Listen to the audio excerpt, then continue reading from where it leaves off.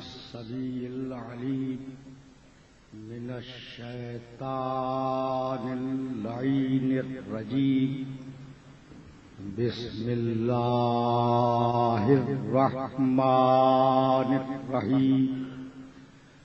الحمد لله الملك الحق المبين المتصاغر لعظمته جبابرة الطاغين المتخاضع لكبريائه عتاة المتمردين المعترف بربوبيته سائر الخلق أجمعين.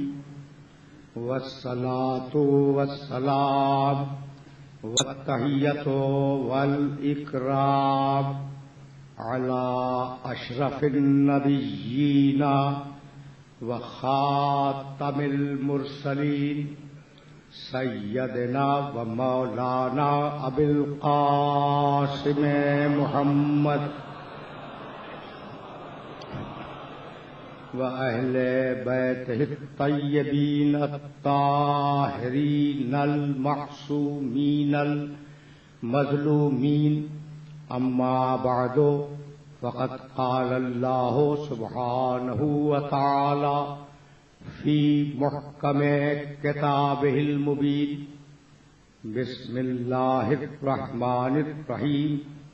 ادعو إلى سبيل ربك بالحكمة والموعظة الحسنة وجادلهم بالتي هي أحسن إن ربك هو أعلم بمن ضل عن سبيله وهو أعلم بالمهتدين. صلوات.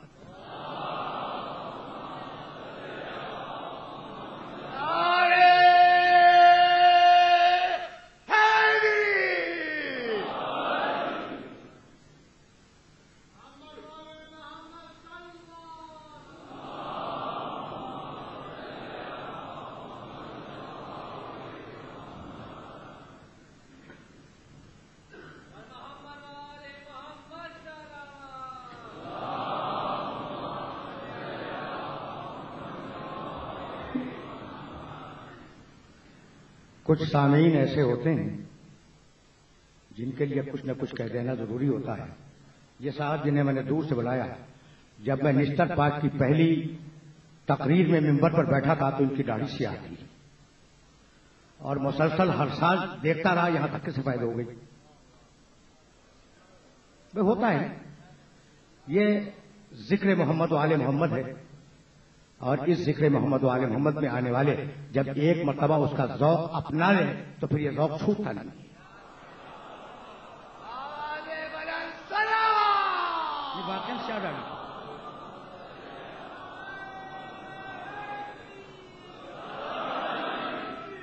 تو اچھا میں ان کے نام سے واقف نہیں ہوں، شخص سے پہچانتا ہوں. نہیں یہ ضروری تھا بیان کر دینا، عجیب بات ہے. اچھا بھائی، تو یہ دعوت اسلام کا نواں سلسلہ فکر ہے اور کل گفتگو تمام ہو جائے گی. اب سمیٹ لی جائیں باتیں. دیکھو پروردگار عالم نے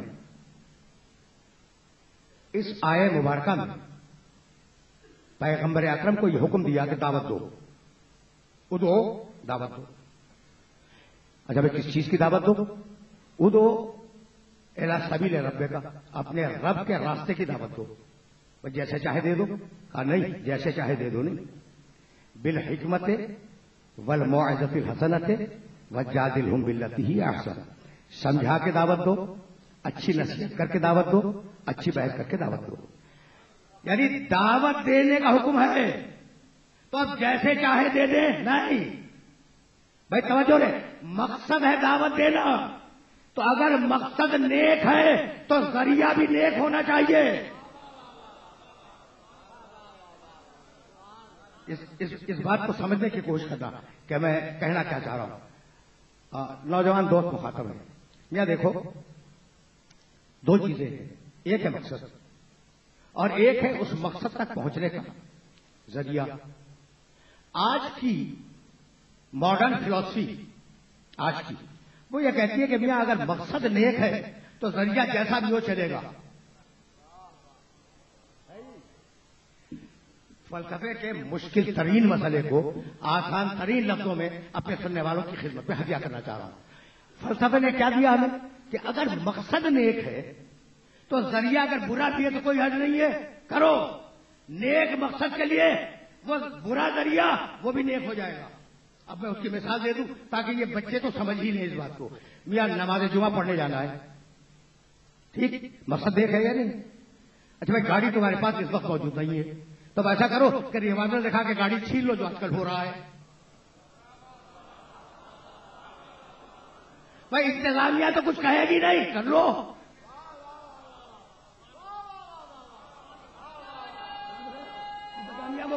انتظامیہ کو کیا کرنا؟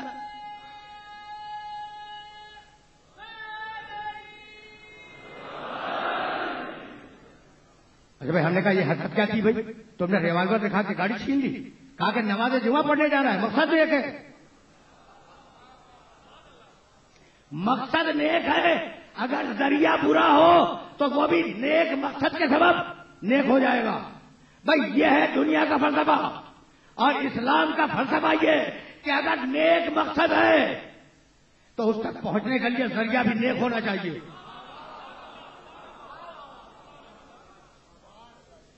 سمجھ رہے ہو بات کو؟ بھائی ذرا سا میں اس بات کو واضح کر دوں. ابو سفیان جب مسلمان ہو گئے فتح مکہ پر اور خلافت کا زمانہ آ گیا، خلافت کا زمانہ آ گیا، رسول دنیا سے چلے گئے تو آئے کہنے لگے یا علی حق تو تمہارا تھا، حق تو تمہارا تھا، یہ دوسروں کے پاس کیسے پہنچ گیا؟ اور یہ خاموش. کہا علی اگر میری مانو تو میں تمہارے ہاتھ پہ بیعت کرتا ہوں، میں تمہارے ہاتھ پر بیعت کرتا ہوں اور سواروں سے اور پیادوں سے اس مدینہ شہر کو بھر دوں گا اور کل تمہاری خلافت اسٹیبلش ہو جائے گی. کہا کہ آپ کب سے اسلام کے ہمدرد ہو گئے؟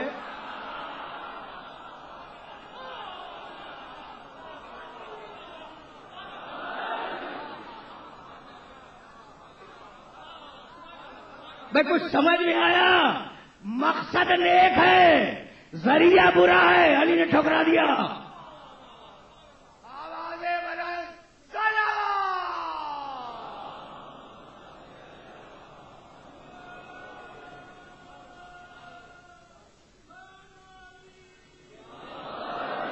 تو اب یہی دو فکریں آج موجود ہیں. ایک اسلام کی فکر کہ اگر مقصد نیک ہے تو اس تک پہنچنے کا وسیلہ بھی نیک ہونا چاہیے، اور دوسری فلسفے کی فکر کہ اگر مقصد نیک ہے تو جیسے بھی اس تک پہنچ جاؤ کوئی حرج نہیں ہے. بھائی یہ دونوں شکلیں سامنے ہیں. جنگ میں آج جو فلسفے کا پیرا ہے وہ ہر طریقے سے جنگ کرنا چاہتا ہے. کچھ بات سمجھ میں آئی؟ اب وہ ذریعے پہ نہیں دیکھتا، جیسا بھی ذریعہ ہو، مقصد ہے جنگ اور اس میں کامیاب ہونا تو کامیابی جیسے بھی ممکن ہو جائے وہ حاصل کر لو. اور اسلام نہیں، بھائی پہلے ذریعے کو دیکھو، اگر ذریعہ درست ہے تو مقصد تک جاؤ. بھائی سمجھ رہے نا، اسلام کی ساری جنگوں کو اس اصول پہ ناپ لو. رکے رہنا اس لیے کہ ابھی تو میں تمہید میں ظاہر کے سبب کر رہا ہوں جب بات کو، تو تمہید میں کچھ جملے تمہاری خدمت میں عرض کرنا چاہوں گا. بھائی دیکھو اسلام کا بنیادی اصول ہے صلح پسندی، مفاہمت، صلح جوئی. سمجھو کہ میں کہہ کیا رہا ہوں. اسلام کا بنیادی اصول صلح پسندی، صلح جوئی، مفاہمت، سمجھوتا. اور اگر خدا نخواستہ یہ نہ ہو سکے تو پھر جنگ. صلح پہلے، جنگ بعد میں. 13 برس راستوں میں میرے نبی کے راستوں میں کانٹے بچھائے گئے، میرے نبی پہ کوڑا پھینکا گیا، میرے نبی کے قتل کی سازش کی گئی، لیکن کبھی ان کے خلاف تلوار نہیں اٹھائی. حکم آیا تو ہجرت کا حکم آیا، چلے جاؤ یہاں سے، اس شہر کو چھوڑ دو، ان سے جھگڑا نہیں کرنا، اس شہر کو چھوڑ دو. لیکن اب یہ جھگڑا کرنے والے جب مدینے آ گئے، توجہ رکھنا، بہت توجہ رکھنا، جب مدینے آ گئے اور مدینے میں رسول پہ حملہ آور ہوئے تو اب سچویشن بدل گئی. بہت توجہ رہے، اس لیے کہ یہ وہ بات کہنے جا رہا ہوں جو ساری مجلسوں کا خلاصہ ہے۔ دیکھو رسول کو کن لوگوں نے پناہ دی تھی؟ انصار۔ یہ جو ہجرت کر کے گئے تھے ان کا نام کیا ہے؟ مہاجرین۔ اور جنہوں نے پناہ دی تھی انصار۔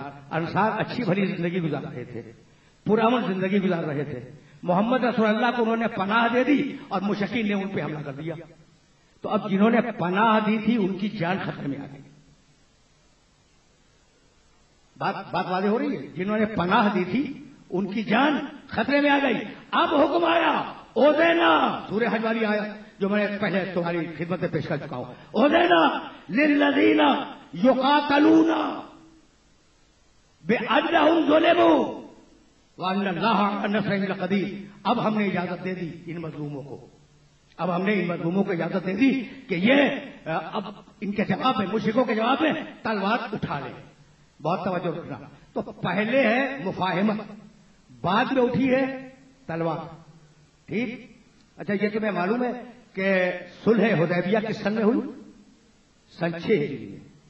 دیکھو میرے ایک محترم سننے والے نے کہا سن 6 ہجری میں صلح حدیبیہ ہوئی، اور رسول اس سے پہلے مکے میں تھے 6 سال یہ اور 13 سال وہ، 19 سال تک توجہ رہے مشرکوں نے جنگ کی، میرے پیغمبر سے اذیتیں دی، پریشان کیا، قتل کرنے کی کوشش کی، تباہ و برباد کرنے کی کوشش کی۔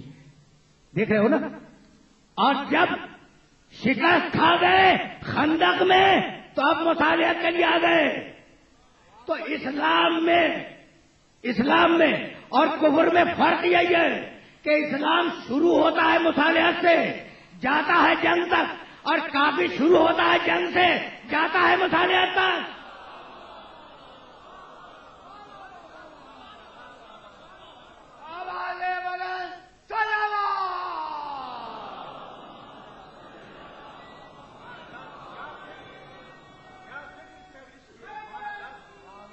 بڑے باریک مسائل ہیں، بڑے باریک مسائل ہیں، لیکن میں تو بار بار استفاد میں یہ جملہ کہتا رہا کہ میں اگر تم سے نہ کہوں تو کس سے کہوں؟ کون ہے سمجھنے والے؟ یہ تو مجلس حسین کا شرف ہے۔ اچھا کبھی کبھی میں کہا کرتا تھا کہ یہ امام حسین کی موبائل یونیورسٹی ہے، مجلس امام حسین کی موبائل یونیورسٹی ہے، لیکن آج میں اپنے الفاظ کو واپس لے رہا ہوں۔ بھائی یونیورسٹی میں، بھائی توجہ رہے، یونیورسٹی میں ایک کلاس ہوتی ہے ایم اے کی، اور پھر اس کے اوپر پی ایچ ڈی، 7ویں تو نہیں ہوتی نا یونیورسٹی میں، 8ویں نہیں ہوتی، اس میں ہر کلاس کا ہے۔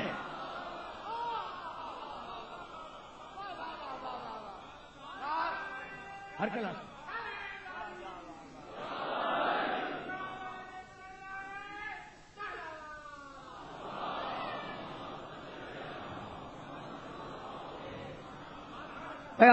سنتے چلو، بڑے آرام سے سننا، اس لیے کہ اب 2 ہی گھنٹے، 2 نہیں پونے 2 گھنٹے 45 منٹ آج کے اور 1 گھنٹہ کل کا، اور ظاہر ہے کہ اس میں بات کو مکمل ہو جانا ہے۔ تو سنو اور میرے اس جملے کو اپنے ذہن کے اندر محفوظ رکھ لینا، اس لیے کہ یہ جملہ تمہارے کام آئے گا۔ سن 5 جنگ خندق، سن 7 جنگ خیبر، درمیان میں سن 6 صلح حدیبیہ۔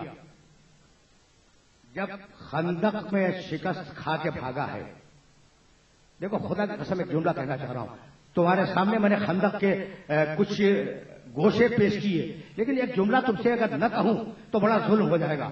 برازل ایمان و کلہ، ٹھیک روایت یاد ہے، پورا ایمان گیا۔ اس سے پہلے جو جنگیں ہوئی، توجہ رکھنا، علی کو مومن نہیں کہا ہے، پورا ایمان کہا ہے، مومن نہیں کہا، ایمان کہا ہے۔ اس سے پہلے جو جنگیں ہوئی، اگر خدا نہ خواستہ اس میں مسلمان ہار جاتا تو کہتے مومن ہار گیا، اور اس میں اگر ہار جائے تو ایمان ہار جائے گا۔ بھائی علی پر اعتماد تو ہو۔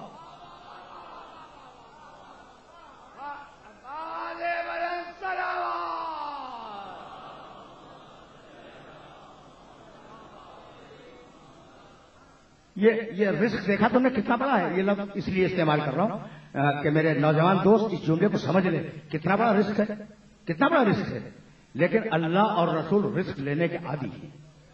اب میں 2 ایک مثالیں دے دوں تاکہ تمہاری سمجھ میں بات آ جائے. آج میں بہت ڈفرنٹ طریقے سے بات کر رہا ہوں. بھائی بسم اللہ الرحمن الرحیم. تبت یدا ابی لہب وتب. ہلاک ہو گیا ابو لہب, اس کے دونوں ہاتھ ٹوٹ گئے. ٹھیک ہے نا, یہ جہنم میں پھینک دیا جائے گا. ابو لہب کے لیے قرآن نے پہلے کہہ دیا کہ یہ جہنم میں پھینک دیا جائے گا. ابو لہب اگر قرآن کو جھٹلانے ہی کے لیے جھوٹا موٹا کلمہ آ کے پڑھ دیتا تو یہ آیت جھوٹی ہو جاتی یا نہیں؟ کتنا بڑا رسک لیا ہے قرآن نے.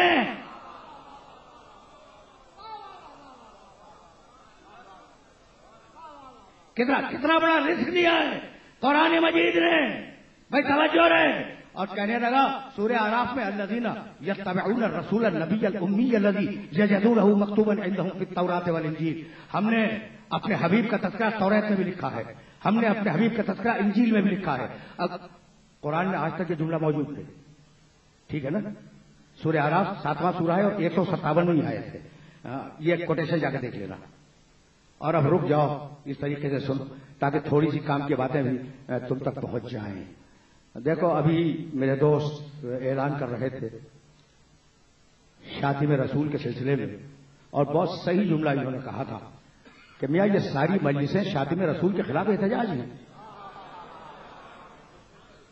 یعنی ہماری نگاہ میں اپنی ذاتی بات کر رہا ہوں, تمہاری ذمہ داری قبول نہیں کر رہا ہوں, میری نگاہ میں اگر کوئی رسول کی جوتی کی توہین کرے تو وہ بھی ملعون ہے. کہ جا کے رسول کی اولاد کی توہین کرنے لگے.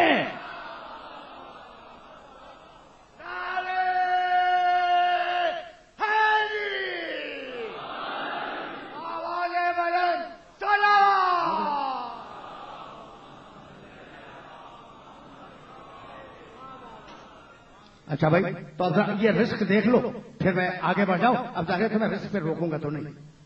اور صلح حدیبیہ سن 6 ہجری, خیبر سن 7 ہجری, یہاں تک تو بہرحال پہنچنا ہے, لیکن یہ بات تمہاری سمجھ میں آ جائے. الذین یتبعون الرسول النبی الامی الذی یجدونہ مکتوبا عندہم فی التوراۃ والانجیل. ہم نے اپنے اس نبی کا تذکرہ توریت و انجیل میں لکھ دیا ہے.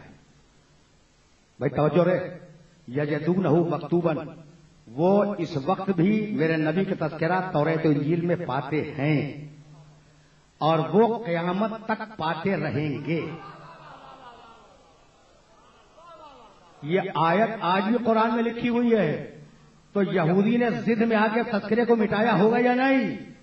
مٹایا ہوگا نا, کہ قرآن جھوٹا ہو جائے. لیکن اب کیا کرو گے کہ یہی تو قرآن کا معجزہ ہے کہ میرے محمد کا تذکرہ آج بھی توریت میں ہے, آج بھی انجیل میں ہے.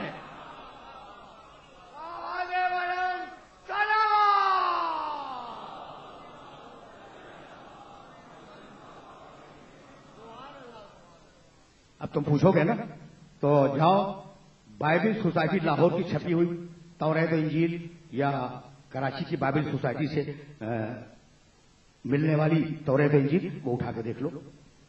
اور اگر اس میں جملہ نہ ملے تو تم حق رکھتے ہو کہ مجھ کو چیلنج کر دو. کتاب پیدائش توریت کا پہلا چیپٹر, کتاب پیدائش توریت کا پہلا چیپٹر.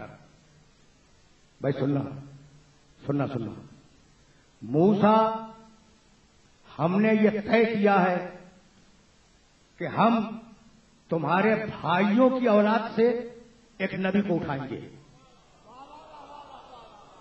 بھیا موسیٰ کے بھائی کون ہیں؟ بھائیوں کی اولاد موسیٰ کی کون ہے؟ موسیٰ ہے اس بنو اسحاق میں, بنی اسرائیل میں, اور محمد ہے بنی اسماعیل میں. بھائیوں کی اولاد ہے یا نہیں؟ بھئی یہ ڈاکومنٹیشن ہے, ذرا اسے دیکھتے چلو. موسیٰ ہم تمہارے بھائیوں کی اولاد سے تم جیسا, یہ لفظ میں نے روکا ہوا تھا. جاؤ دیکھو آج کے توریت میں یہ جملہ ہے یعنی تم جیسا ایک رسول اٹھائیں گے. تم جیسا, قرآن نے کہا انا ارسلنا الیکم رسولا شاہدا علیکم کما ارسلنا الی فرعون رسولا. ہم نے ویسا ہی بھیجا ہے جیسا فرعون کے پاس بھیجا تھا. یا علی اما ترضا ان تکون منی بمنزلۃ ہارون من موسیٰ.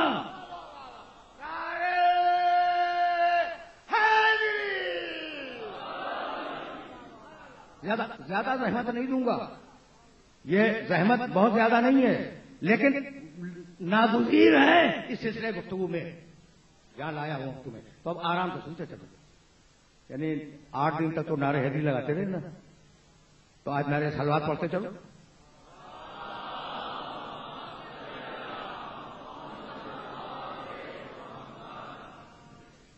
سمجھ رہے ہو نا بات؟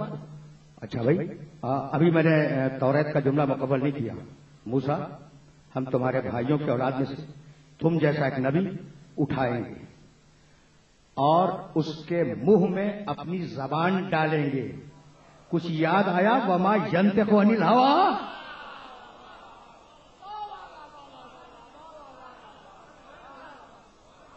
وما ینطق عن الہویٰ ان هو الا وحی یوحیٰ. اس کے منہ میں اپنی زبان ڈالیں گے. اور اب ایک جملہ تمہیں اور سنا دوں، اور وہ جو بھی کام کرے گا وہ ہمارے نام سے کرے گا. میرے نبی کی حدیث ہے کہ جب بھی کوئی کام کرو پہلے بسم اللہ کہو.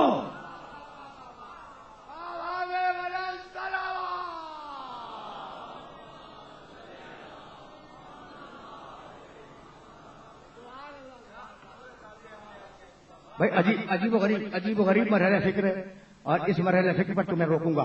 تو اب لے لینا، اگر تمہارا جی چاہے تو بائبل لے لینا، اور بائبل لے لینے کے بعد اگر تمہیں یہ نہ ملے کتاب پیدائش میں تو میرے پاس لے آنا، میں تمہیں اس میں سے نکال کے دکھلاؤں گا. اور اب دوسرا حوالہ بھی دے دوں. ابراہیم، یہ موسیٰ تھے، اور موسیٰ سے بہت پہلے. ابراہیم، ہم نے تمہاری دعا تمہارے بیٹے اسماعیل کے حق میں قبول کی. ابراہیم کے بیٹے ہیں اسماعیل، اور اسماعیل کی نسل میں عبد المطلب، عبد المطلب کا بیٹا عبداللہ، عبداللہ کا بیٹا محمد رسول اللہ.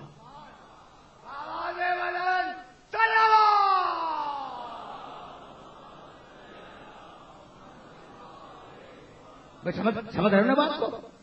پہنچ رہی ہے نا بات؟ تو ابراہیم کا شہزادہ تمہیں معلوم ہے، ابراہیم سے محمد رسول اللہ تک، اور محمد رسول اللہ سے بیٹی کے ذریعے 12ویں تک.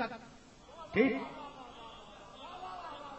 یہ کوئی عجوبہ نہیں ہے کہ اولاد بیٹی سے چلے. رسول سے پہلے مریم کا تجربہ اسی لیے کروایا تھا.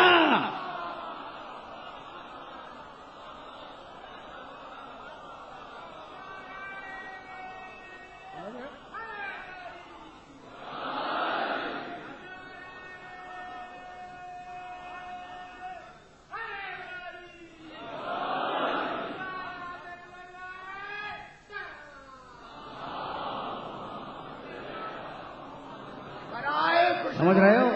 خاتون جنت باواز بلند صلوات.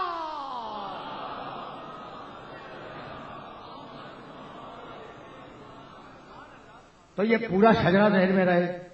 اور اب چلو پھر کتاب پیدائش کی طرف. اچھا بھائی جاؤ 16 سے 21 جو اس کی آیتیں ہیں نا وہ دیکھ لینا.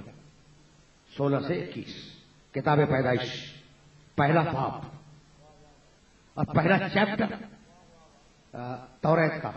ابراہیم سنو، اللہ بول رہا ہے، ابراہیم سنو، ہم تمہارے بیٹے اسماعیل کو بڑا بیرومند کریں گے، اس کی نسل کو بہت بڑھائیں گے، اس کی نسل کو ہم، اللہ کہہ رہا ہے، بہت کثیر کریں گے. اور جب نسل کثیر ہو جائے گی تو اس میں 12 سردار پیدا کریں گے.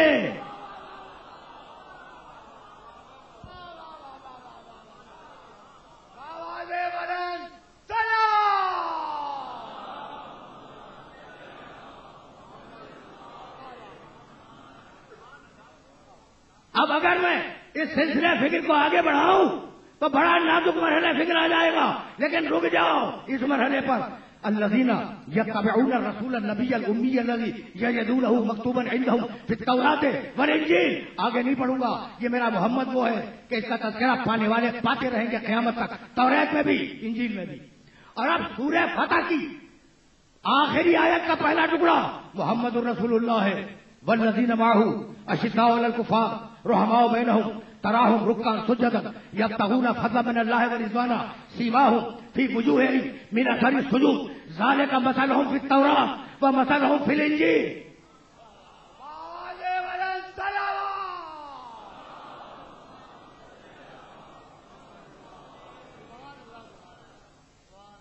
دیکھو یہ میں نے سورہ فتح کی آیت پڑھی ہے.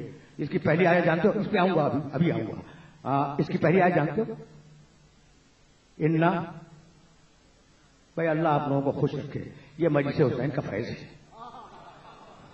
بسم اللہ الرحمن الرحیم انا فتحنا لک فتحا مبینا. بات کر رہا ہے فتح کی, اور پیغمبر اکرم صلح کر کے اس دن واپس آئے تھے. بھائی اب یہاں 2 جملے رک کے سن لو اور پھر میں واپس چلوں فتح کی طرف. 2 جملے. پیغمبر اکرم 1400 افراد کے ساتھ مدینہ سے نکلے عمرہ کرنے کے لیے. جب مدینہ کے قریب پہنچے, صلح حدیبیہ, اس صلح کا نام ہے صلح حدیبیہ. سن 5 خندق, سن 6 صلح حدیبیہ, سن 7 خیبر. اب یہ صورتحال ہے. اب ہم صلح حدیبیہ پر رکیں گے نہیں, 2-4 جملے تمہاری خدمت میں ہدیہ کریں گے اور تیزی کے ساتھ آگے بڑھ جائیں گے. جب حدیبیہ کے قریب پہنچ گئے تو مشرکین کو اطلاع ہوئی, اور مشرکین نے ایک چھوٹا سا لشکر جلدی سے ترتیب دیا, اور ترتیب دینے کے بعد کہا کہ محمد کو روکو, ہم خانہ کعبہ کے قریب آنے نہیں دیں گے. 2 افراد آئے, نام تاریخ میں دیکھنا کہ یہ 2 افراد کون تھے جو مشرکین کی طرف سے آئے. بعد میں مسلمان ہو گئے تھے اور صاحب لقب ہو گئے تھے.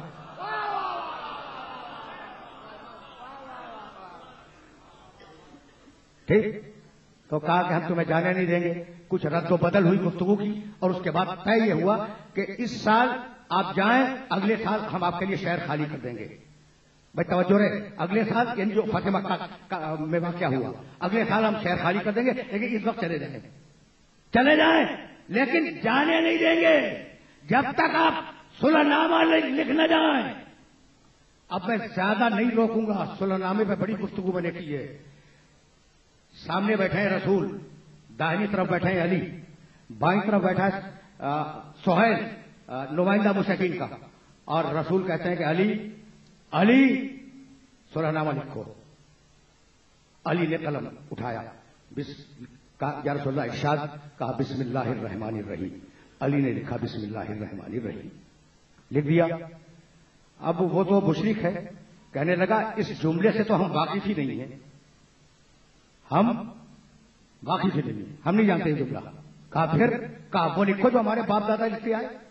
کہا وہ کیا تھا؟ کہا بسم کا اللہم, اے اللہ تیرے نام سے.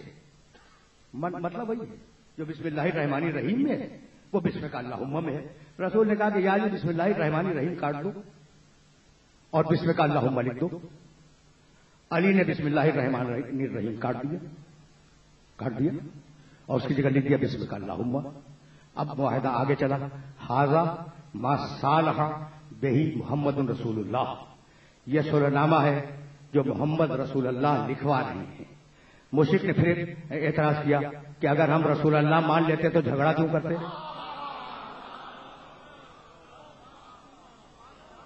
بھائی توجہ رکھنا, ہم اگر رسول اللہ مان لیتے تو پھر آپ سے جھگڑا کیوں کرتے؟ ٹھیک ہے نا, یعنی مشرک ہے مگر اتنی بات سمجھتا ہے کہ جسے رسول مان لو اس سے جھگڑا مت کرو.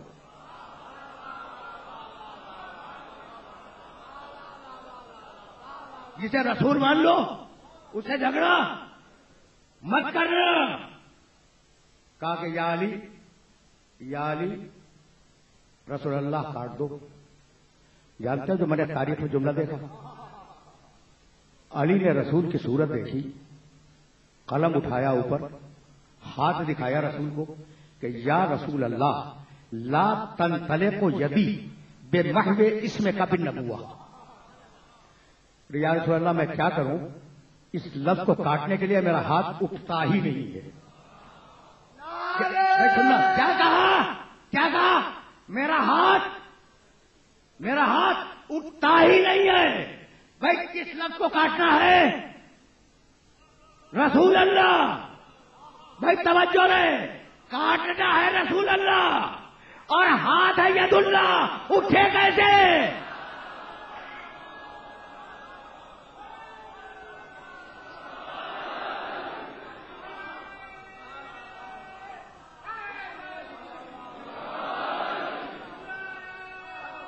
سنتے چلو, میں نے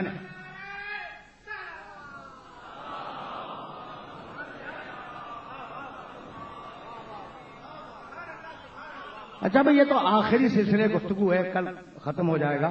کیا تمہارے علم میں ہے کہ میری اس مجلس میں صرف محبان محمد و آل محمد علیہ السلام شریف نہیں ہوتے، کئی مسلکوں کے لوگ اس میں تشریف فرما ہیں اور وہ سامنے موجود ہیں، یعنی یہ نہیں کہیں دور سے سن رہے ہیں،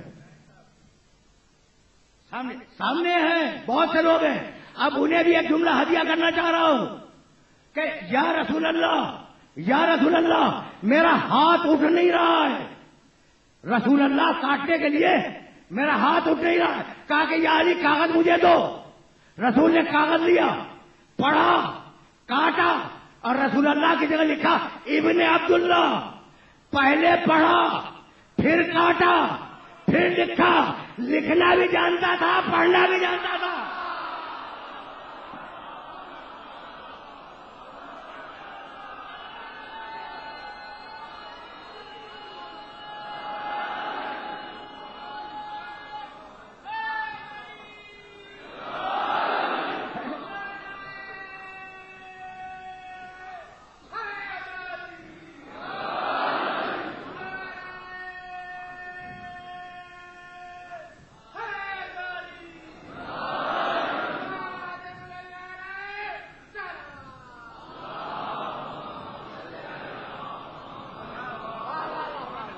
بھائی سمجھ رہے ہو بات کو؟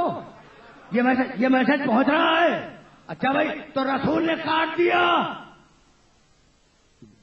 مجھے معاف کرنا، جملہ سمجھانے کے لیے کہہ رہا ہوں، وہ خطرناک ترین جملہ کہہ رہا ہوں. جس نے دعوی رسالت کیا تھا خود اس نے اپنے ہاتھ سے رسول اللہ کاٹ دیا. اس سے زیادہ خطرناک جملہ اور کیا ہوگا؟ جس نے دعوی رسالت کیا تھا اس نے اپنے ہاتھ سے رسالت کے لفظ کو کاٹ دیا. اور رسالت ایسی ہے جو آج بھی جاری ہے اور قیامت تک جاری رہے گی. یا رسول اللہ، آپ نے کیا کیا؟ بھائی مصلحتیں ہوتی ہیں، کاٹا میں نے ہے لیکن گواہ تو سامنے موجود ہے نا. دیکھو نہیں کاٹا.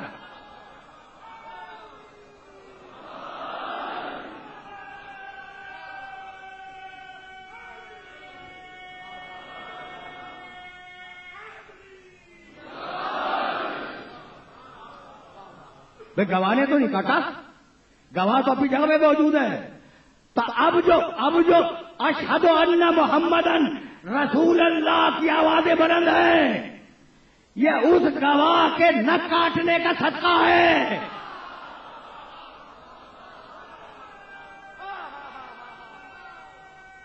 سمجھنا رسالت کو.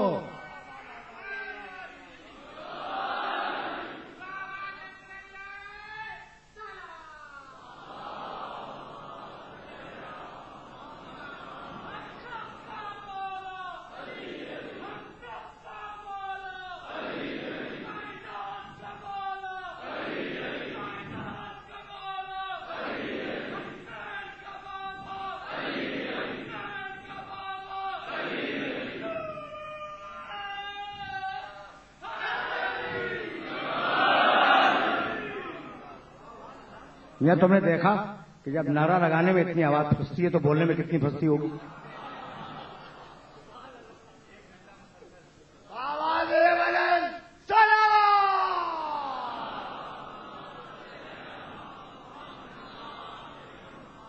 تو صلح حدیبیہ سن 6 ہجری پیغمبر اکرم واپس چلے گئے اور یہ وہی صلح ہے جس میں بڑے بڑوں کو پیغمبر کی رسالت پہ شک ہو گیا تھا.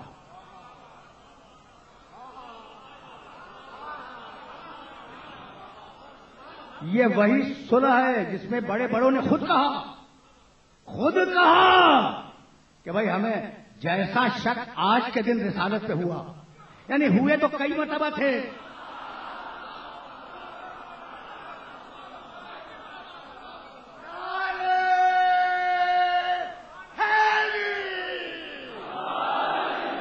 ہوئے ہوں گے، کئی مرتبہ ہوئے ہوں گے، لیکن یہ جملہ بتا رہا کہ جیسا شک آج ہوا ویسا شک کبھی نہیں ہوا.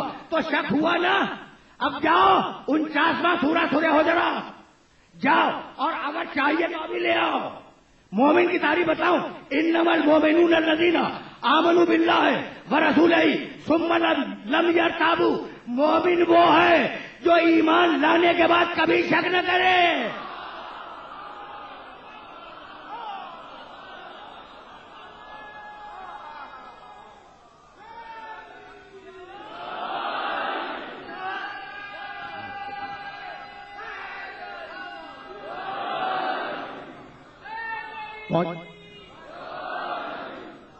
اچھا بھائی سنتے چلو اس لیے کہ سلسلہ فکر طویل ہے اور بہت تلخیص دے کر تمہاری خدمت میں پیش کر رہا ہوں۔ تو سورہ فتح کی آیت میں نے پڑھی تھی، آیت کا ترجمہ بھی سن لو آرام سے۔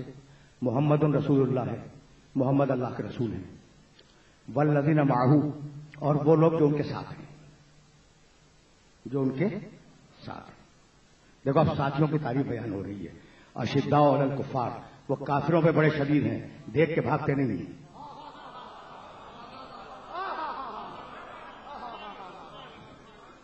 ٹھیک ہے نا، تعریف بیان ہو رہی۔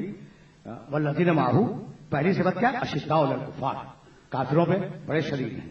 رحماء بینہم، آپس میں مہربانی کا سلوک کرتے ہیں، آپس میں ان کا کوئی جھگڑا نہیں ہوتا، وہ کسی کی پسلی نہیں توڑتے۔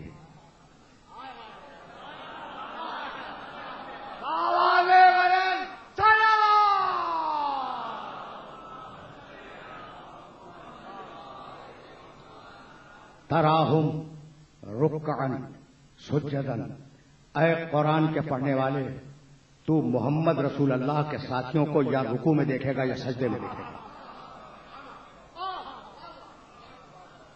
سن رہے ہو؟ یبتغون فضلا من اللہ ورضوانہ، یہ میرے رسول کے ساتھی وہ ہیں جو اللہ کی مرضی ڈھونڈتے رہتے ہیں کہ کہاں اللہ کی مرضی مل جائے اسے لے لو۔ یبتغون فضلا من اللہ ورضوانہ، سیماہم فی وجوہہم من اثر السجود، اور اتنے انہوں نے سجدے کیے ہوئے ہیں کہ سجدوں کی کثرت سے ان کے چہروں پہ نور ہوتا ہے۔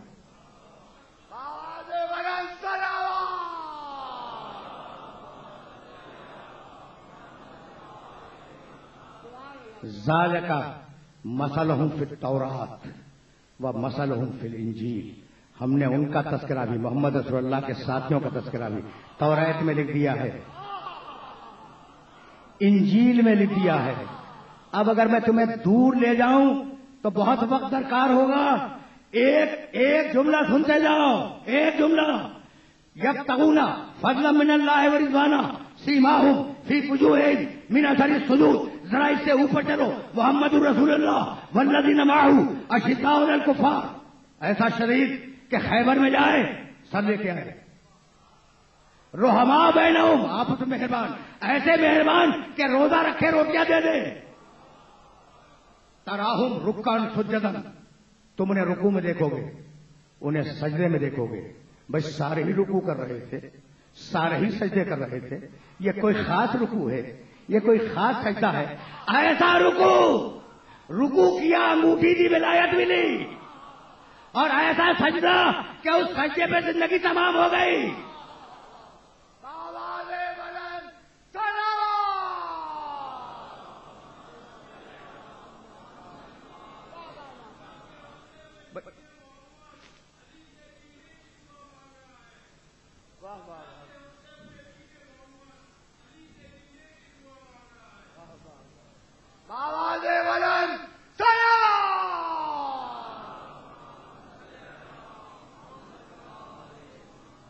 ٹھیک ہے، یہ بات ٹھیک ہے، اس لیے کہ اللہ وسیلے کے بغیر تو کام ہی نہیں کرتا نا۔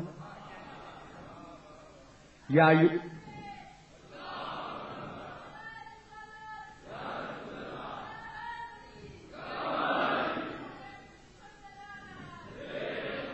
5ویں سورے کی 35ویں آیت میں یہی تو ہے کہ یا ایھا الذین آمنوا اتقوا اللہ وابتغوا الیہ الوسیلہ، اے ایمان لانے والو اللہ کا تقوی اختیار کرو اور اس تک پہنچنے کے لیے وسیلہ تلاش کرو، بناؤ نہیں۔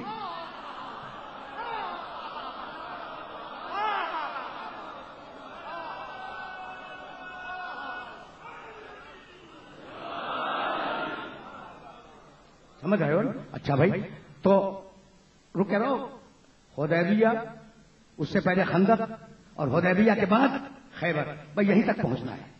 اور گفتگو مختصر ہوگی، اس لیے اب دامن وقت پہ اتنی زیادہ گنجائش نہیں رہی. محمد رسول اللہ والذین معہ اشداء علی الکفار، کافروں میں شدید ہیں، رحماء بینہم، آپس میں مہربان ہیں، تراہم رکعا سجدا، وہ کبھی کسی اہم رکوع میں نظر آئیں گے، کبھی کسی اہم سجدے میں نظر آئیں گے. یبتغون فضلا من اللہ ورضوانا، یہ ساتھی وہ ہیں جو اللہ کی مرضی کی تلاش میں رہتے ہیں، ایسی تلاش کہ ہجرت کی رات کو خرید کے اپنے پاس رکھ لی. آواز بلند صلوات.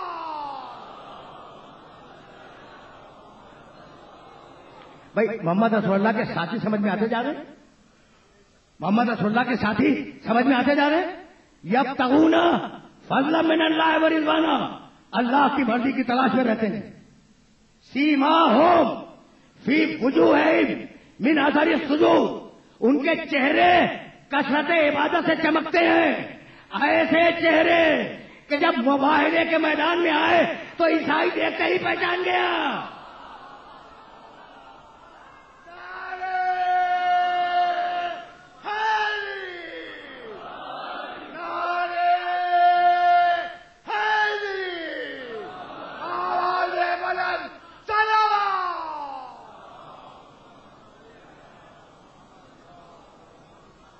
میں یہی لانا تھا تمہیں، اور اب اس سے زیادہ زحمت نہیں دوں گا. سیماہم فی وجوہہم من اثر السجود، ان کے چہروں پر کثرت سجدہ سے نور ہوتا ہے، ایسا نور کہ مباہلے میں آنے والا عیسائی پہچان گیا کہ یہ کون سے چہرے ہیں. توجہ رہے، اب آخری ٹکڑا پڑھ رہا ہوں. ذالک مثلہم فی التوراۃ و مثلہم فی الانجیل، ہم نے ان ساتھیوں کا تذکرہ توریت میں بھی لکھا ہے، انجیل میں بھی لکھا ہے. اگر لکھا ہوا نہ ہوتا تو عیسائی پہچانتے کیسے کہ کون آیا؟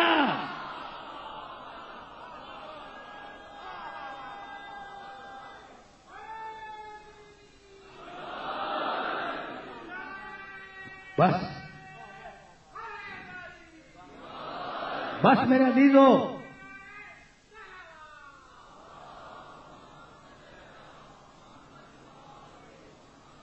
میرے دوستو، گفتگو رک رہی ہے. سن 6 ہجری میں حدیبیہ ہو گئی اور مشرک نے صلح کر لی. یعنی وہ جو دوڑ کے آ رہا تھا رسول سے لڑنے کے لیے، اب اسے عرفان ہو گیا کہ اب اس رسول کو مارنا ممکن نہیں ہے، صلح کر لی اور یہودیوں کو چاڑا دیا. ایک طریقہ یہ بھی ہے کہ خود چپ رہو، دوسرے سے لڑوا دو. ماڈرن پالیٹکس میں تو یہی ہوتا ہے. یعنی میں کسی ملک کی بات نہیں کر رہا ہوں، گلوبل پالیٹکس کی بات کر رہا ہوں کہ بھائی فلاں کو فلاں سے لڑوا دو، خود بیٹھے رہو، چودراہٹ کرتے رہو، سازشی کر دو کسی کو. ٹھیک ہے نا؟ تو اب مشرکین نے طے کیا کہ بھائی ہم تو ناکامیاب ہو گئے، لیکن یہودی تو رہتے ہی مدینے کے پڑوس میں، خیبر میں، قلعہ قموس میں اور دوسرے قلعوں میں یہودی رہتے ہیں، تو انہیں لڑوا دو. اور اب یہودیوں نے، بھائی سننا، خدا کی قسم سننا، اب تو آیا ہوں میں خیبر میں. اب یہودیوں نے مسلمانوں کو تنگ کرنا شروع کیا. مسلمان عورتوں کی بے حرمتی کی، ان کے برقعے نوچ لیے، انہیں گالیاں دی جب وہ گلیوں سے گزرتی تھی خیبر کی. پیغمبر اکرم نے یہودیوں کو ایک خط لکھا اور اس خط کا جملہ یہی آیت ہے: انا محمد رسول اللہ والذین معہ اشداء علی الکفار. میں وہی محمد رسول اللہ ہوں جس کے ساتھی بڑے شدید ہیں. اپنی حرکتوں سے باز آ جاؤ ورنہ ہم تمہیں سزا دیں گے. خط کے جواب میں یہودیوں نے حرکتیں تیز کر دی. یہودی اپنے آپ کو طاقتور سمجھتا تھا اور اس دن سے لے کے آج تک طاقتور سمجھتا ہے. رکے رہنا، کچھ کہنا چاہ رہا ہوں. تو اپنی حرکتیں ختم کرو ورنہ ہم تم پر حملہ کر دیں گے. کیوں حملہ کریں گے؟ حرکتوں کے جواب میں. جب ہماری غیرت کو چیلنج کرو گے ہم تم پہ حملہ کر دیں گے. رکنا بھائی یہی وہ مرحلہ فکر ہے جس مرحلہ فکر کے لیے یہ ساری زحمت میں نے تمہیں دی تھی. پیغمبر اکرم نے یہ خط لکھا، یہودیوں نے جواب میں اور شرارتیں کی اور ایک دن معین کیا کہ فلاں دن ہم مدینے پر حملہ کریں گے. یہودیوں نے خود طے کیا کہ محمد جب تک نکلے ہم خود ہی حملہ کرنے چل گئے. جبریل نے خبر دی، پیغمبر اکرم ان کے اس حملے کی تاریخ سے ایک دن پہلے خیبر کے میدان میں پہنچ گئے.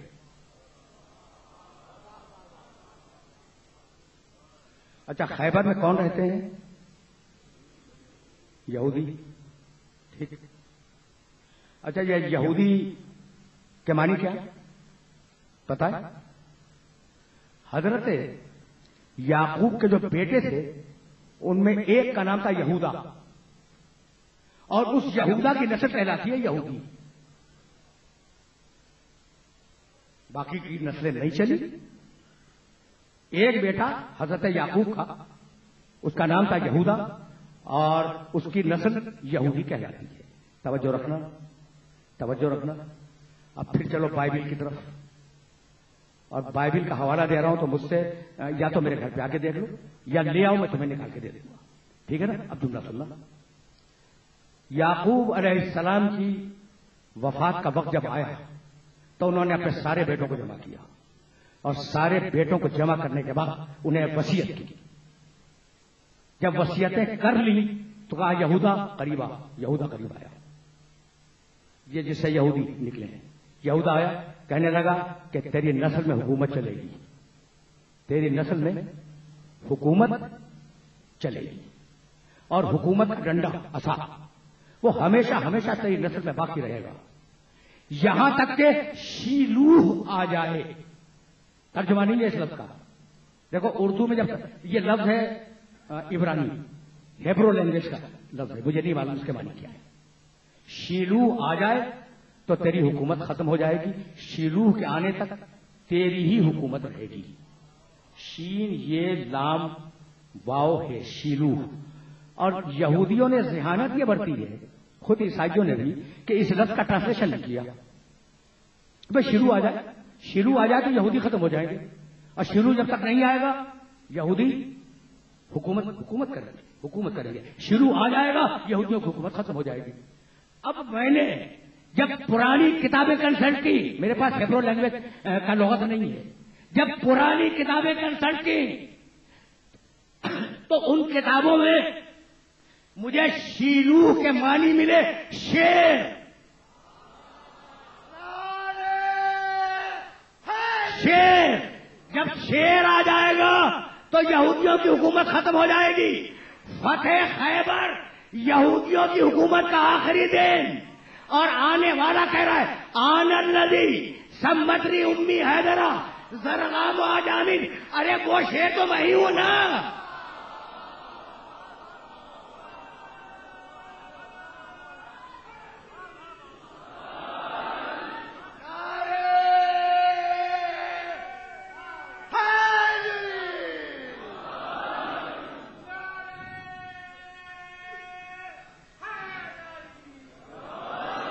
آن الذی سمتنی امی حیدرہ زرغام آجامین ولیث القصورہ.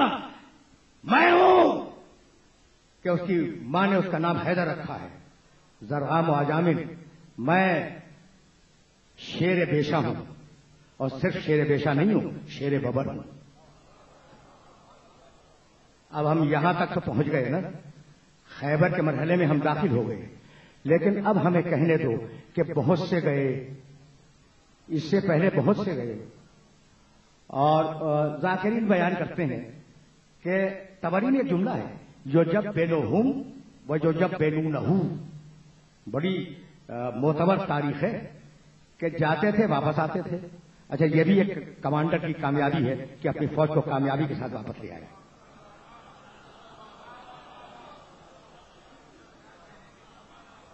ٹھیک ہے نا؟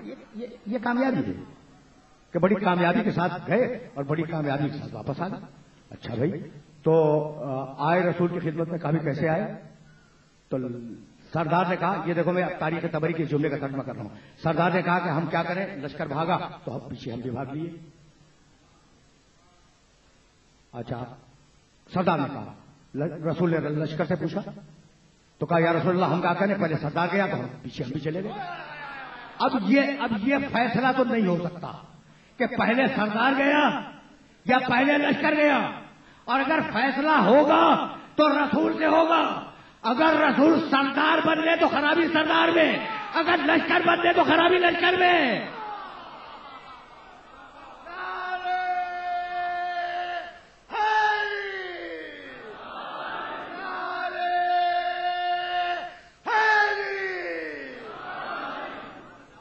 بھائی سننا اس مرحلے پر تمہیں لے آیا میں، اور اب ایک جملہ کہوں گا. اب ظاہر ہے کہ کل کی گفتگو کو میں حاضر تو ہوں گا نا، اور مجلس بھی پڑھوں گا. نعوذ باللہ من ذالک، یہ جملہ کیا میرے منہ سے نکل گیا کہ میں مجلس پڑھوں گا. انشاءاللہ مجلس پڑھوں گا. میری کیا مجال ہے بھائی کہ میں اس کانفیڈنس کے ساتھ کہوں کہ کل میں مجلس پڑھوں گا.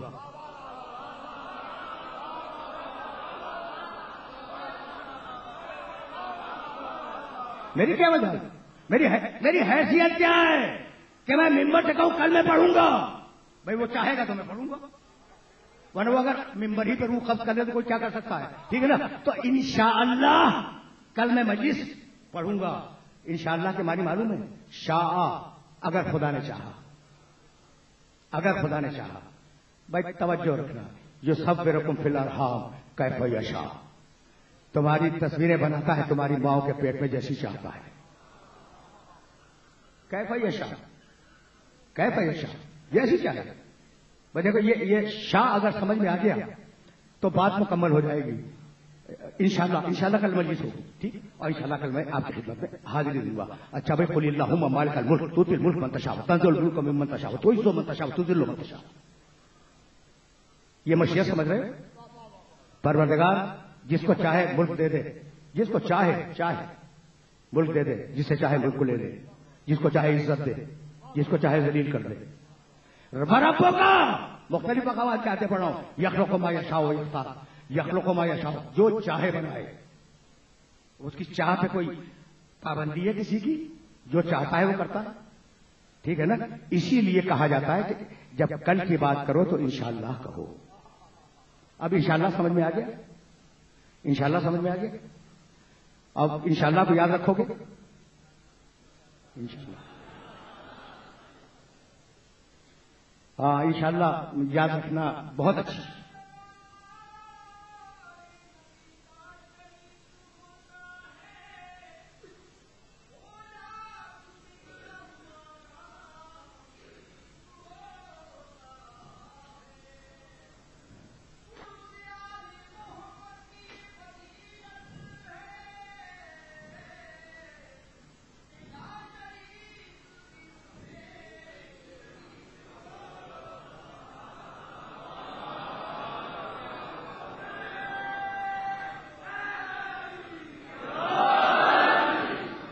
یہ بات صحیح ہے کہ درود میں اللہ شریک ہے، لیکن اللہ صرف درود میں شریک نہیں ہے. فانتظروا انی معکم من المنتظرین، انتظار کرو میں بھی انتظار کرنے والوں میں ہوں.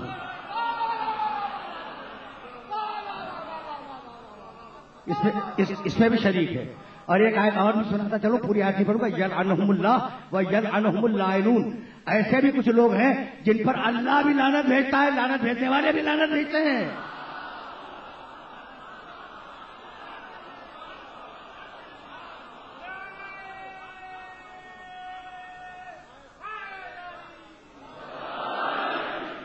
تو لا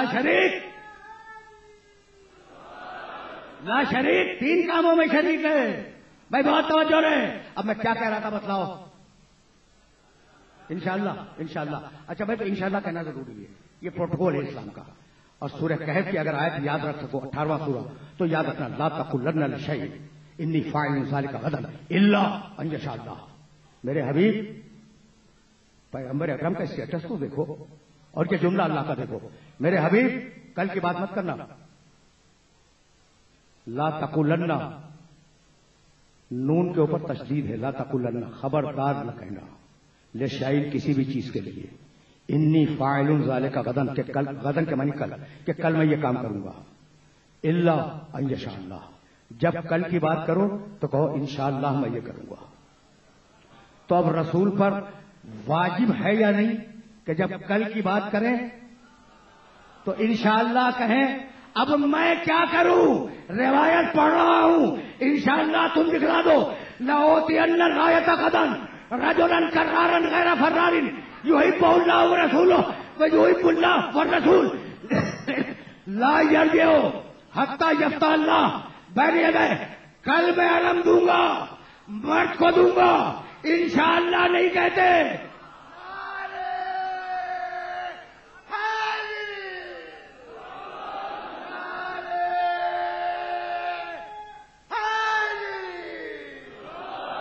کل میں علم دوں گا. لأوتین الرایۃ غدا، یہ غدن بھی ہے اس میں، پیغمبر کے اس قول مبارک میں غدن بھی ہے. لأوتین الرایۃ غدا رجلا کرارا غیر فرار. آگے چھوڑو، کل ضرور علم دوں گا، ضرور. اوتین یہاں بھی نون پہ تشدید ہے، ضرور علم دوں گا. کسے دوں گا؟ رجل کو، کرار کو، غیر فرار کو. اور اللہ نے کیا کہا تھا سورہ کہف میں کہ خبردار جب کل کی بات کرو تو انشاءاللہ کہو. انشاءاللہ تو ہے نہیں شاید، پیغمبر کی حدیث میں انشاءاللہ تو ہے نہیں. آیت وہ کہہ رہی ہے، رسول یہ کہہ رہے ہیں. تو آج میری سمجھ میں آ گیا کہ یہ جملہ اگر قول رسول ہوتا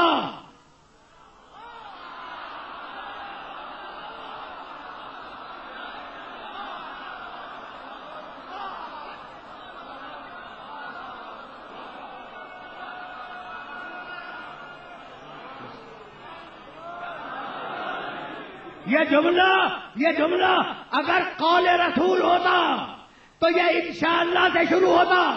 یہ قول رسول نہیں ہے، قول خدا ہے کہ حبیب تو نے تو علم دیکھ کے دیکھ لیا، اب ہٹ جا میں دوں گا.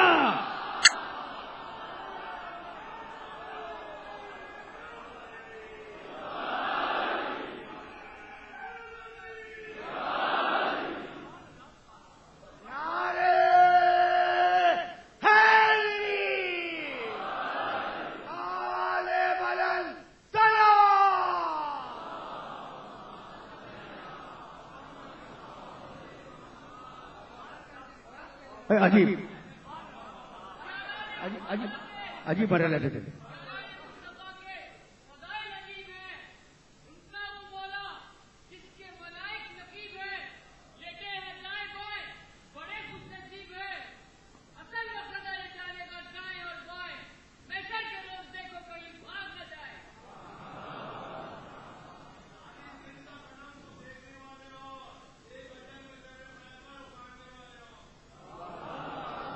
وہ فلبدی ہو رہا ہے، کام فلبدی ہو رہا ہے. اچھا بھائی تو کہاں تک آ گئے تم؟ لأوتین الرایۃ غدا رجلا کرارا غیر فرار. زبان رسول کی شائستگی یہ حدیث قدسی ہے. اچھا حدیث قدسی جانتے ہو؟ اور یہ اللہ اس بچے کو توفیق نیک عطا کرے اور ان سارے بچوں کو. یہ بالکل صحیح تعریف کی ہے. قول خدا کا، لفظ رسول کے. قول خدا کا، لفظ بھی خدا کے قرآن. قول رسول کا، لفظ بھی رسول کے حدیث. قول خدا کا، لفظ رسول کے حدیث قدسی. تو قرآن میں اور حدیث قدسی میں فرق جانتے ہو؟ ایک لفظ سے سمجھا رہا ہوں اور صاحبان فہم کو ہدیہ کر رہا ہوں کہ قرآن اور حدیث قدسی میں اتنا ہی فرق ہے جتنا حسین اور عباس میں ہے. یہ جملہ میرا یاد رکھنا، یہ کسی وقت تمہارے کام آ جائے گا. اچھا بھائی تو لأوتین الرایۃ غدا،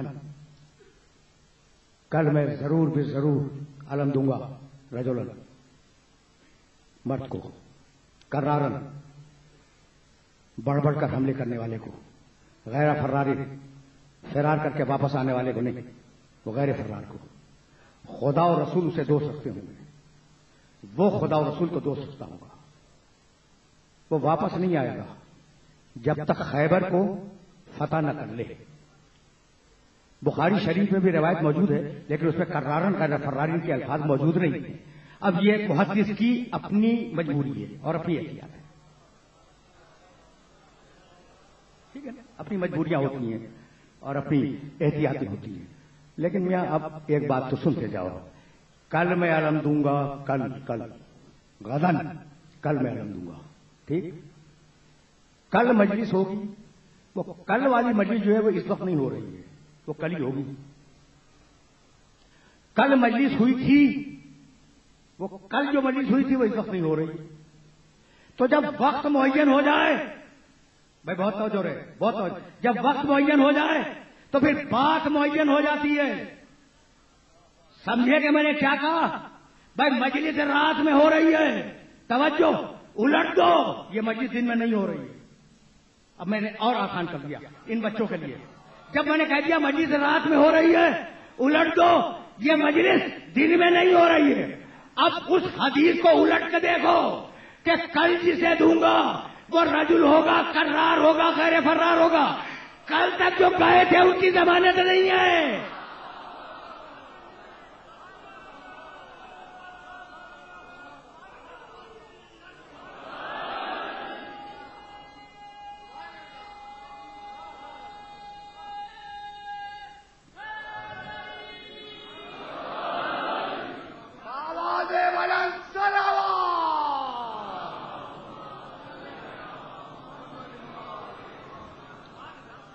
دیکھو بھائی پورا 1 گھنٹہ مکمل ہو گیا, بلکہ 2 دقیقے اوپر چلے گئے, اور اب دامن وقت میں گنجائش نہیں ہے.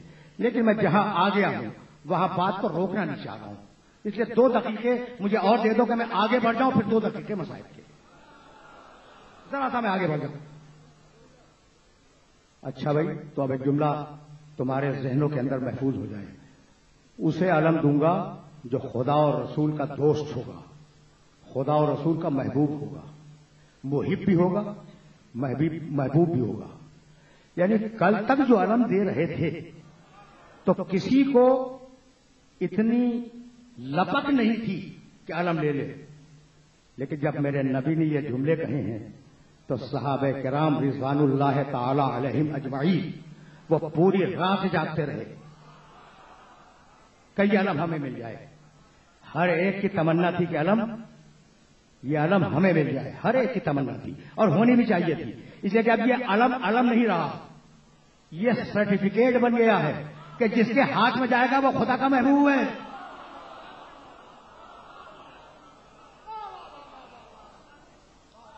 اب یہ علم نہیں رہا, یہ گواہی بن گیا کہ جس کے ہاتھ میں جائے گا وہ خدا کا محبوب ہوگا. صبح کو سارے بزرگوں کی آنکھیں سرخ تھیں, رات بھر جاگتے رہے, سوچتے رہے, دعائیں مانگتے رہے کہ رسول علم کل ہمیں دے دیں, دعائیں مانگتے رہے. تو اب میرا جملہ برداشت کرو گے نا, برداشت کر لینا. بھائی پوری رات جاگتے رہے, پوری رات جاگتے رہے. تاریخ کے الفاظ ہیں, یہ سارے بزرگ پوری رات جاگتے رہے. تو اگر علم اٹھانا بدعت ہوتا تو صحابہ کرام شب بیداری نہ فرماتے.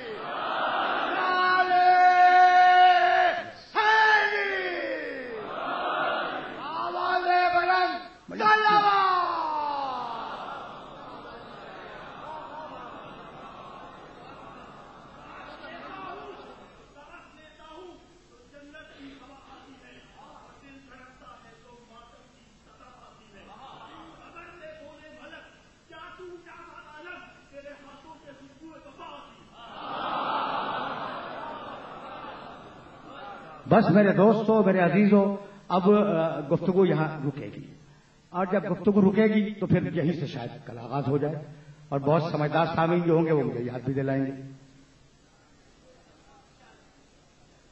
اور کل ظاہر ہے کہ یہ موضوع نامکمل ختم ہو جائے گا. ظاہر ہے کہ مکمل تو نہیں ہوا نا, نامکمل ہی ختم ہوگا یہ موضوع. اچھا بھائی, اللہ رایت غدن رجلن کرارن غیر فرارن یحب اللہ ورسولہ یحب اللہ والرسول لا یرجع حتی یفتح اللہ بین یدیہ. بھائی جملہ سنو اور مجھے اب اجازت دے دو. اب تمہیں رحمت نہیں دوں گا. علی آشوب چشم میں مبتلا تھے. جب صبح ہوئی، آشوب چشم جانتے ہو، ہاتھ کی بیماری ہے، چھوٹی سی بیماری. تو صبح ہوئی تو لوگ رسول کے پاس آئے اور کہنے لگے یا رسول اللہ کس کو دیں گے، کس کو دیں گے؟ تاریخ ہے، یہ جملہ اپنی طرف سے نہیں کہہ رہا ہوں، تاریخ ہے. یا رسول اللہ آپ علم کس کو دیں گے؟ تو رسول نے بھی کمال کیا. رسول کا تو ہر جملہ کمال ہے. کہنے لگا یا خذوہا بحقہا، جو اس کا حقدار ہے وہ لے لے گا.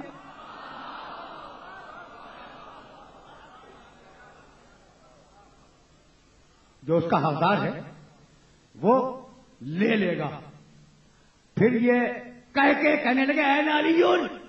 اب سب مطمئن تھے اس لیے کہ علی تو آشوب چشم میں یا مدینے میں تھے یا اپنے خیمے میں تھے. تو علی کو تو ملنے والا نہیں ہے، علی کو عالم ملنے والا نہیں. بھائی جب آنکھ ہی کام نہ کرے ٹھیک سے تو آدمی میدان جنگ میں کیا جائے گا؟ کہا یا رسول اللہ، جب پوچھا نا یا اين علی، علی کہاں ہے؟ تو کہا یا رسول اللہ وہ تو بیمار ہیں. کہا کیا بیمار ہے؟ کہا آشوب چشم ہے. کہا بلاؤ، لاؤ علی کو میرے پاس. علی آئے. رسول نے کہا کہ علی کیا بات ہے؟ کہا یا رسول اللہ آنکھیں بہت دکھ رہی ہیں، بہت تکلیف ہے آنکھوں میں. کہا قریب آؤ. بٹھایا، لعاب دہن نکالا، ایک آنکھ میں لگایا، پھر دوسری آنکھ میں لگایا، اور پھر زندگی میں علی کی آنکھیں خراب نہیں ہوئی. آواز بلند چلو.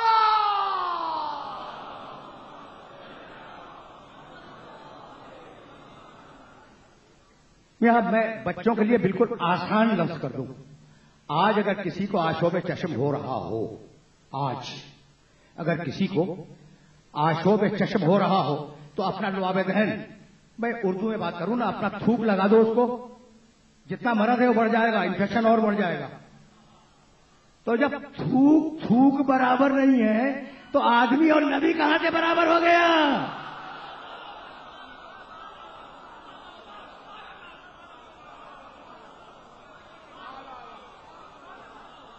آواز بلند چلو.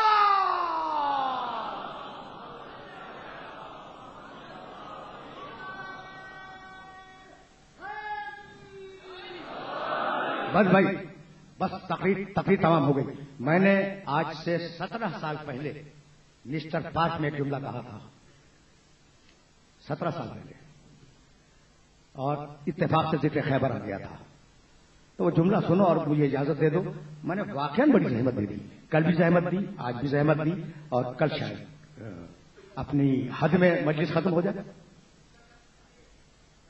کل چھٹی ہے.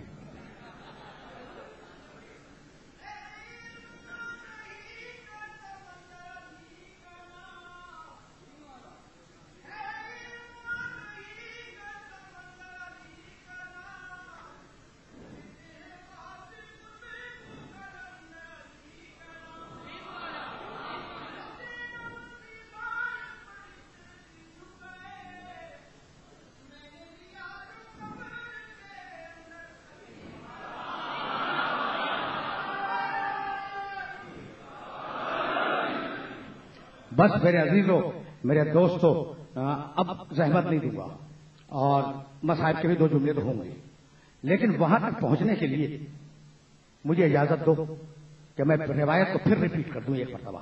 لأوتین الرایۃ، 17 سال پہلے مسٹر پارک، لأوتین الرایۃ غداً رجلا کرارا غیر فرار. ترجمہ کرو. کل میں علم دوں گا، مرد کو کل میں علم دوں گا. میاں یہ علم دوں گا اس لیے تو پرابلم کریٹ کی ہے. علم دوں گا تو کائی نہیں، علم عطا کروں گا.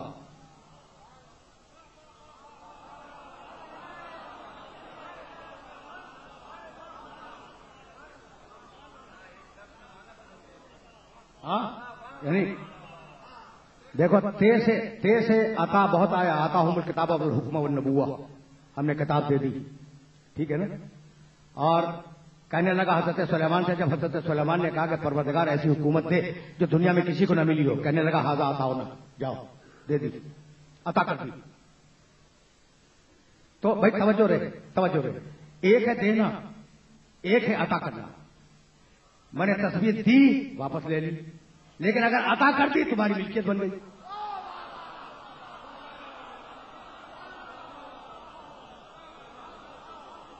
اگر عطا کر دی تمہاری ملکیت بن گئی. انا آتینا کل کوثر، کوثر دیا نہیں عطا کر دیا. آواز بلند صلوات.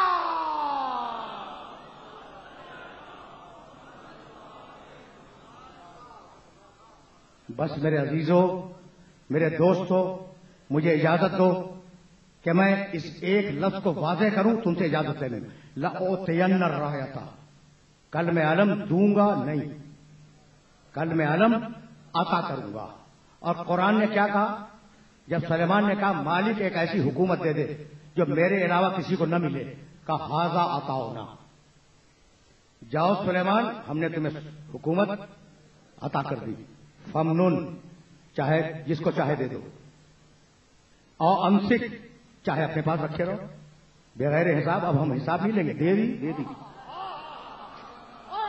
جب دے دی حکومت تو دے دی، اب چاہے اپنے پاس رکھو چاہے دوسرے کو دے دو، ہم تم سے حساب نہیں مانگیں گے. پیغمبر نے علی کو خیبر میں علم دیا نہیں ہے، عطا کیا ہے. اب وہ علم علی کی ملکیت بن گیا، اور اب قیامت تک علی کے دوستوں کے گھروں پہ نظر آئے گا، دشمنوں کے گھروں پہ نہیں نظر آئے گا.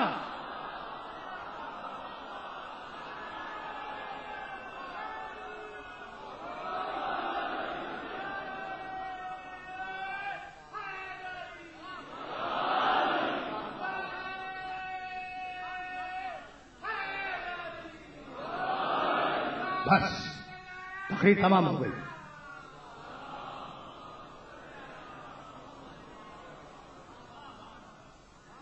وہ علم جو علی کو عطا ہوا تھا، کیا وہ علم عباس کے ہاتھ میں نہیں تھا؟ وہی علم تھا، وہی علم تھا. بس میرے دوستوں، گفتگو آئی ہے عباس تک، لیکن ابھی میں ظاہر ہے کہ عباس کے علم کے سلسلے میں ایک جملہ کہوں تمہیں. دیکھو یہ جو علم ہے، علم اس کے پکڑنے کی ایک مخصوص جگہ ہوتی ہے. ٹھیک، سنو گے تو حیران ہو جاؤ گے. یہ سیکنڈ ہینڈ انفارمیشن نہیں، فرسٹ ہینڈ انفارمیشن. خود میں نے پڑھا، مطلب ہے خود پڑھا. جب یزید کے سامنے چیزیں لائی گئی لوٹی ہوئی، تو عباس کا علم بھی سامنے لا کر رکھا گیا. جملہ سنو، مجھے اجازت دو. عباس کا علم سامنے لا کر رکھا گیا. یزید نے ساری چیزیں چھوڑ دی، اس علم کو اٹھا لیا، غور سے دیکھا، اور دیکھنے کے بعد پوچھنے لگا یہ علم کس کے ہاتھ میں تھا. کہا امیر کیوں پوچھ رہا ہے؟ کہا نہیں، بتلاؤ بتلاؤ کس کے ہاتھ میں تھا. جس کے بھی ہاتھ میں تھا اس سے بڑا بہادر کسی ماں نے پیدا نہیں کیا. کہا امیر تو موجود نہیں تھا، اس علم میں کون سی ایسی بات ہے جو تو کہہ رہا ہے؟ تو یزید نے اسے اٹھایا اور کہا جہاں سے پکڑا جاتا ہے وہاں پر تیر یا تلوار کا کوئی نشان نہیں ہے. گر گیا مگر علم نہیں چھوڑا. بس میرے عزیزوں، میرے دوستوں، عباس کی شجاعت سمجھ میں آ گئی. گر گیا، ہاتھ کٹ گئے، علم نہیں چھوڑا. کٹے ہوئے ہاتھ سے علم نکالا گیا ہے. اب اس سے زیادہ زحمت سماعت نہیں دوں گا. ایسا بہادر تاریخ کائنات میں نہ دیکھا نہ سنا. لیکن اب میں کیا کہوں کہ جب وہ بچی اپنا سوکھا بشکیزہ لے کے آئی ہے بابا کے پاس، تو حسین نے عباس سے یہی کہا کہ عباس میں سمجھ گیا، عباس میں سمجھ گیا کہ تم سکینہ کو کیوں لائے ہو. جاؤ، میں نے تمہیں پانی لانے کی اجازت دے دی، جاؤ. اور گھور کے دیکھا بیٹی کو، کہا بیٹی اب تو اجازت دلوا رہی ہے، جب راہ کوفہ و شام میں ظالم تجھے تماچے ماریں گے.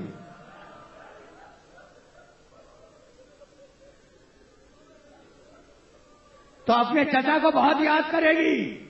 سارے مقتل نگاہ لکھتے ہیں کہ جب شمر کا تازیانہ اٹھتا تھا، بچی عباس کے سر کو دیکھتی، واہ اماں، واہ ابا تھا.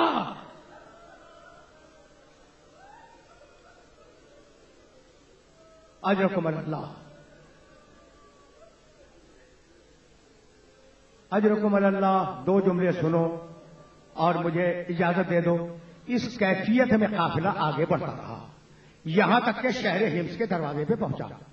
کل بھی میں نے شہر حمص کا واقعہ بیان کیا، پرسوں بھی بیان کیا تھا. 2 جملے سنو اور مجھے اجازت دے دو. پانی نہیں ملا نا بچی کو. پہلے دن میں نے بیان کیا سجاد دھوپ میں تھے. دوسرے دن بیان کیا کہ شمر نے پانی بہا دیا، بچی کو دیا نہیں. بچی مایوس ہو کر اپنی پھوپھی کی گود میں آ کے بیٹھ گئی. دیکھو اب طاقت نہیں ہے بیان کی. یہ جملہ سنو اور مجھے اجازت دے دو.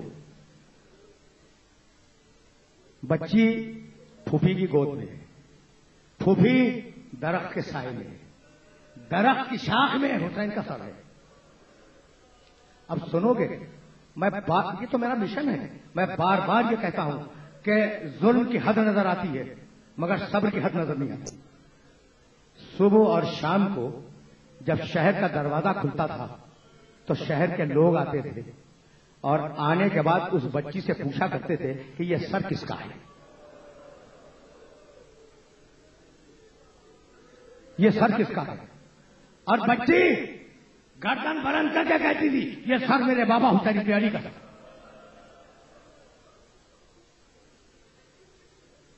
یہ سر میرے بابا حسین ابن علی کا سر ہے. بھائی یہ واقعہ 3 دن ہوتا رہا. ایک دن ایک بوڑھا اپنے بچے کو کندھے پہ بٹھا کے لایا. آخری جملہ ہے میری تقریر کا، آج مسائل یہاں رک جائیں گے.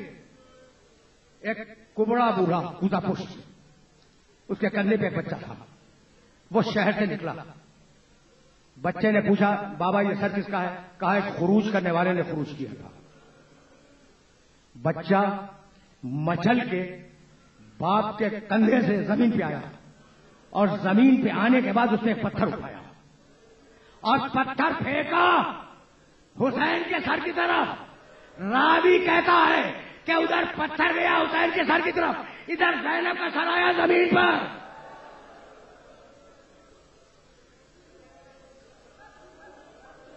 زینب نے اپنا سر زمین پہ دے مارا، پھر سر اٹھایا، کہا رقیہ، ام فروا، ام لیلا، ام کلثوم، اب یہ امت زندہ رہنے کے قابل نہیں ہے. آؤ میں بد دعا کرتی ہوں، تم سب مل کر آمین کہو. ساری بیویاں جمع ہو گئی.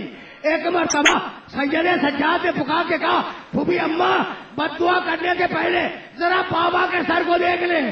اب جو سر کو دیکھا تو آنکھوں سے آنسو جاری تھے اور زبان پر جملہ تھا زینب میری پیاری بہن یہ نانا کی امت ہے، اس کے لیے بد دعا نہ کرنا.